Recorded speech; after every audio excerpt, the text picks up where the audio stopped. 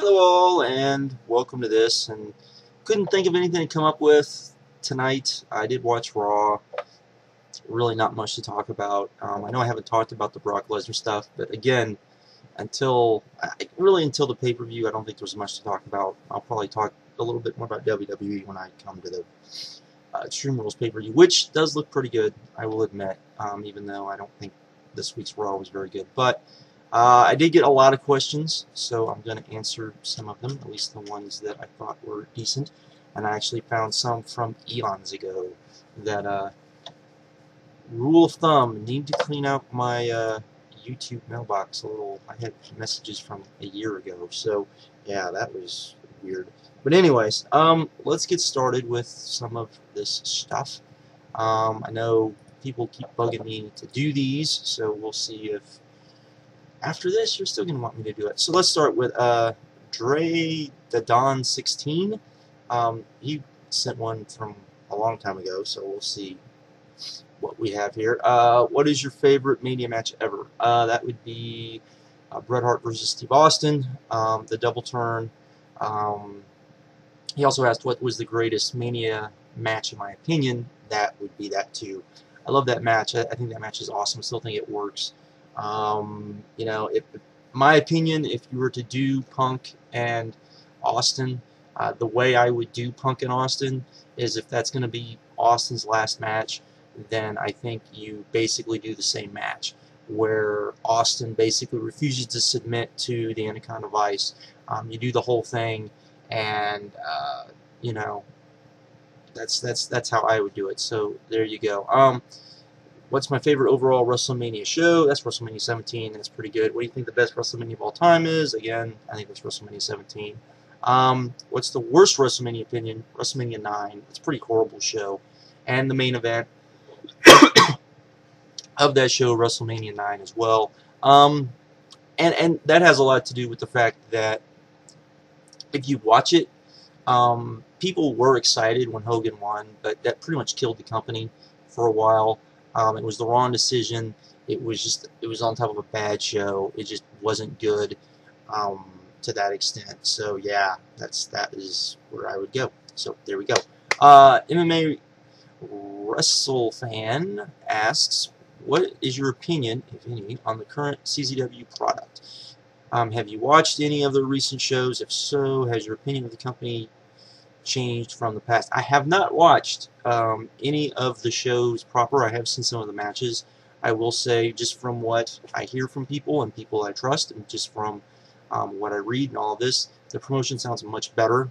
There's still the hardcore element that I don't necessarily, I think, is a little over the top, but the current management actually gets it. They bring in good people.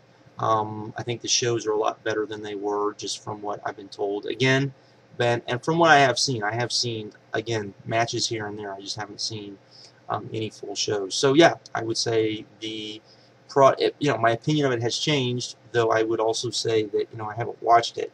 So, there you go. So anyways, Magpie2541 asks, do you think the Briscoes, Mark and Jay, should leave ROH and go to TNA? I just think there is not much left for them to do in ROH. I just don't see them going far in WWE. I think TNA would be a good place for them to go. I've actually thought about this. I think before they got their current kind of push, and before I would agree, but I'm not sure TNA would know what to do with them. My opinion, if they were ever to go to TNA, what I would do with them is I would actually start them off in a feud with 3D. I really would. I would have probably them debut. I'd have both Bubba Ray and Devon say, you know what, we're finally going to call it quits.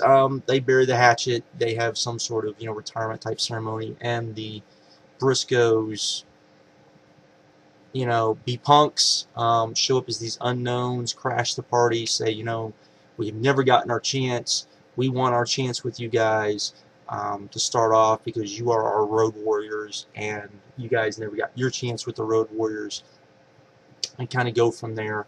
And I think that would be a way to kind of start the Briscoes. I think the Briscoes are one of those teams where you could build a tag team division around. So there you go. So, there we go. Man on Fire 310 asks, ROH always turns on their champions.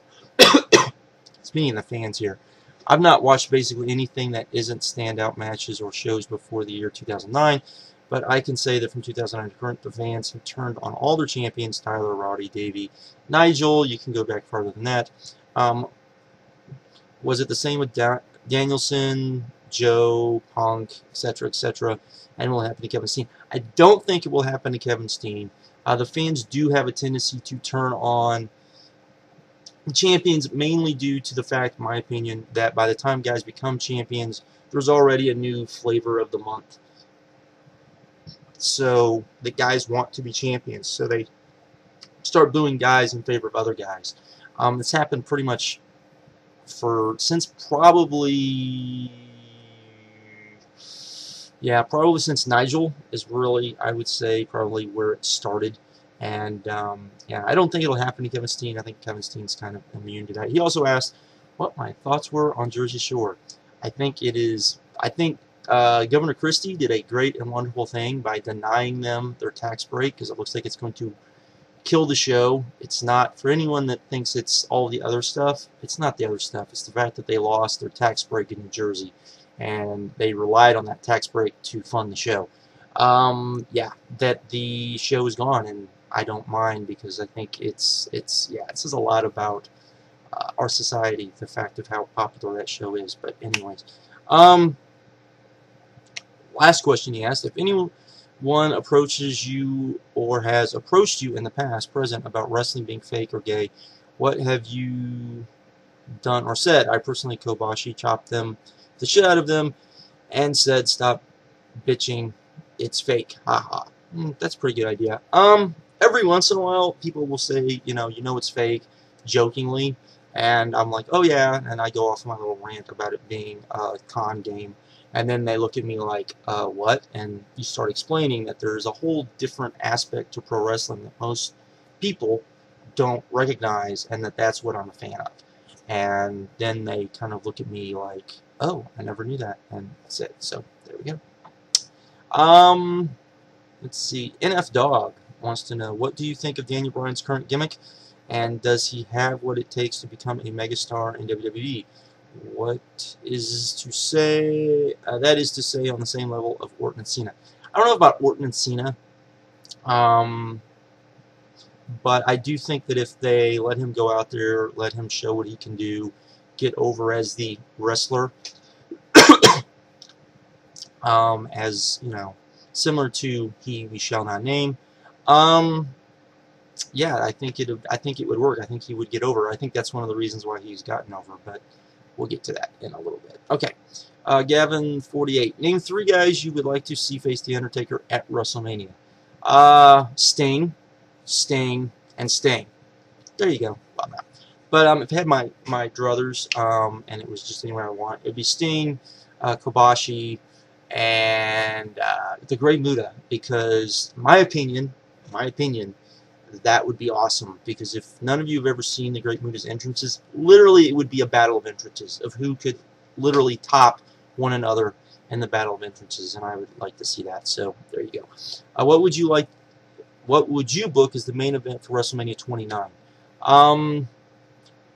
Personally, I would do main event.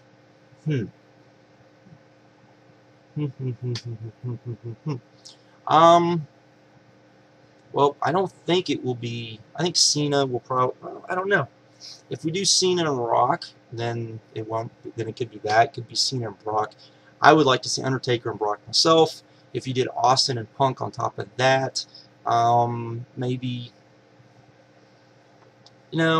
Maybe Cena and Rock again. I guess. I mean, it just kind of depends on what they would do. Me personally, I would much rather see a championship match as the main event. I'm not sure what championship match right now you could do as a main event, given that everything that seems to be going towards the main event doesn't seem to involve the champions. So there you go. So I will take a I don't know on that. Who should face Rock at SummerSlam? I think Punk should face Rock at SummerSlam myself, so there you go.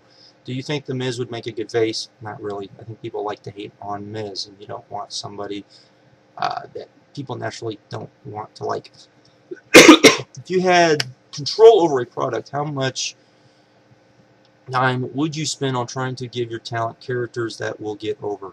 I mean, that's ultimately what you're trying to do, is trying to get them over as characters, as whatever. I would, even though, if we ever get to see the Wrestling Revolution project emerge, pretty much everyone was giving gimmicks and characters, and which seems a little weird, because I usually don't like that. I like guys to kind of be themselves. I like guys to either come up with their own characters and kind of do their own thing, and let them do, which is one thing I think TNA does do better than WWE. I think TNA lets guys go out there and kind of talk their talk and be themselves.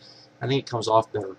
That's what I would do if I had the idea for what I thought would be a really good character, and then stuck it with a guy who I thought would fit the character. Probably so, but I mean, you're always trying. I think if you're the boss, you're always trying to get everybody over, and I think that's the most important thing. No matter who it is, I think you should get everybody over to an extent. So there you go. Which event damaged WCW's reputation the most? The Finger Poker Doom or David Arquette winning the WCW title? You know what? To me, David Arquette winning the WCW title was just kind of the last straw. I think the Finger Poker Doom probably, out of those two, probably did the most damage. But I mean, the Finger Poker Doom was just kind of, again, kind of what started everything going downhill, and then I think the David Arquette thing just made it go even faster. But I think the Finger Poker Doom probably did more damage, in my opinion. Okay, let's see. NYG4 Life 123. You should subscribe to this guy, by the way. Just saying. Via his Twitter, CM Punk recently called Shane Hayes, the new Larry from the Three Stooges, and Jack from All Grace, a douche for comments Hayes made on Conan regarding the Three Stooges' appearance on Raw. Have you seen the clip of what he said, and how do you feel about his comments? What do you think of Punk's reaction? I think Punk's reaction was pretty much on, on point. You get these guys, they show up on Raw to promote their stuff, and then you go on a show and you basically talk about how it's lowbrow and this and that, and try to make fun of it when you're on there promoting a movie that pretty much, look, I haven't seen it, haven't read much about it. I'd imagine it sucks ass. Particularly when you have a bunch of guys who are comedians and you would think would have some sort of, appreciation for the Three Stooges, and basically, from what I've seen, looks like all they did was do caricatures of the Three Stooges instead of actually doing a real Three Stooges movie, which is a very, very different thing. So yeah, I think what CM Punk said was pretty much dead on. So there we go. Let's see. Clutch Killer 1 asks, in your opinion, what would have been excuse me, better dream match of these three? Tanahashi versus Eddie Guerrero, Shawn Michaels versus Tanahashi, or Chris Jericho versus Nakajima? I mean, Marufuji. I really don't know. I would say probably the better match would probably be Michaels versus Tanahashi. I think I would enjoy Jericho versus Marufuji more, though I think out of all of these guys, I think Shawn Michaels versus Marufuji would be the shit, to put it mildly. So there we go. Do you think Daniel Bryan going along with the yes chance is going over the audience's heads, kind of the same way Jericho did it when he returned? And what are your thoughts on the yes chance overall? No, I think, because I think the thing with the yes chance is that that's more of a diehard wrestling thing. The diehards are the ones that want to cheer on Daniel Bryan, and because of that, they grabbed onto something they thought they could get onto, and it's kind of spread. And I think it's good. I think the yes chants, I think they are what they are. If they replace the what chant, like a lot of people are saying it is, I'm okay with that for right now, because the what chant is so freaking overdone. It's not even funny. And I would much, I think the yes chant works better than the what chant. So there we go. Let's see. Fred RSO5 asks, Could you explain the relationship between Ring King and TNA, and what you know about the future plans of the promotion? Do you know how successful it has been to date? From what I understand, I think that the show is done. They did their last show. I think that the season finale is actually the series finale. I don't think they're going to get renewed, from what I've read. The show started off really successful, and then kind of tapered off as things went along. Basically, as far as the Ring King and TNA, it's basically, you know, Ring King was a TNA project that was them trying to get into India, which is a huge market in which they were trying to get into. So that's kind of everything there is. You know, I think it says a lot, because I think the show often was a lot better than Impact. So there you go. So anyways, let's see. Gold Standard 000 asks, in your eyes, who will achieve the most success in WWE out of all of the indie FCW guys? Ambrose, Rollins, well, Ono. I'll say him because Claudio was already there. So there we go. I think Ambrose will probably get the most success. I said that before, even though I didn't necessarily like him on the indies. It was more of I didn't like necessarily how he was used, and I thought that once he got to WWE, I thought they would tone down what I didn't like about him, and they've done that. So I think once he gets in there, I think he's good enough on the mic, and he's a strong enough character. I think he'll probably get the most over. Rollins probably has, in my opinion, probably the most best overall, but he hasn't been brought up yet. At some point, they're going to have to either let him go or bring him up. It's kind of weird, in my opinion. He also asks, if you were Samoa Joe, would you leave TNA when your contract expires? Joe's probably getting paid more now than he would in TNA than he is anywhere else. So if that's the case, that's where I would stay. Even though, you know, it is what it is. Him and Magnus have a pretty good thing going right now. So what are you going to do? Okay. Well, Strip for Food asks, hey, T-Slay, do you think the WWE's downside guaranteed contracts are a bad idea? I know it gives talents the initiative to go out and perform at a higher level, but you get the feeling that some of their talents don't always get compensated or given credit for their contributions to augmenting ratings, pay-per-view buys, merchandise sales, work rate, etc. Actually, I really do like... I like the idea of the downside guarantee. What the downside guarantee basically does is, a guy gets hurt, a guy, you know, isn't used a lot, he has a guarantee. But you get bonuses, of course. You get bonuses for all the shows you're on. You get bonuses for being on TV, being on pay-per-views, for the house shows.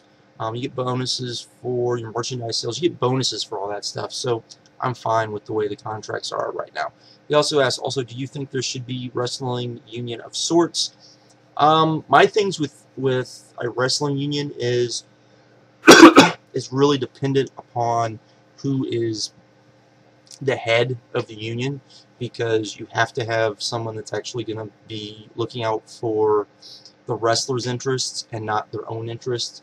My thing with unions, and I know people are going to probably about this, but I think more localized unions, i.e. smaller unions within a company, often work a lot better than a big giant all-encompassing union that covers many companies, because every company is a little different, and yeah, the unions set up different contracts with different people, but at the same time they also do try to be uniform, and that doesn't necessarily work on all companies. So there's that. Then Monoxide asks, why in your opinion did something like the Yes chant from Daniel Bryan get so over even before he was squashed at WrestleMania? As I said before, I think that has a lot to do with the fact that the diehards really wanted something to grab onto to help get him over, and I think that's what I think that was the Yes chant, and I think that's why it got so over. Being at WrestleMania, it was over all over the place. It's a big deal. I think that's a good thing. And hopefully, you know, we heard him on Raw, so that was good. It'll be interesting to see what happens in Chicago. So that is that. So with that, yes, I have talked for a long ass time. This video is going to take forever to upload. So yeah, that's it. So again, if you guys have anything questions for me you would like to ask, just send them on YouTube, and I will. Can't think of anything, I will do another video talking about whatever. So, with that, I am out. Have a good one. Later.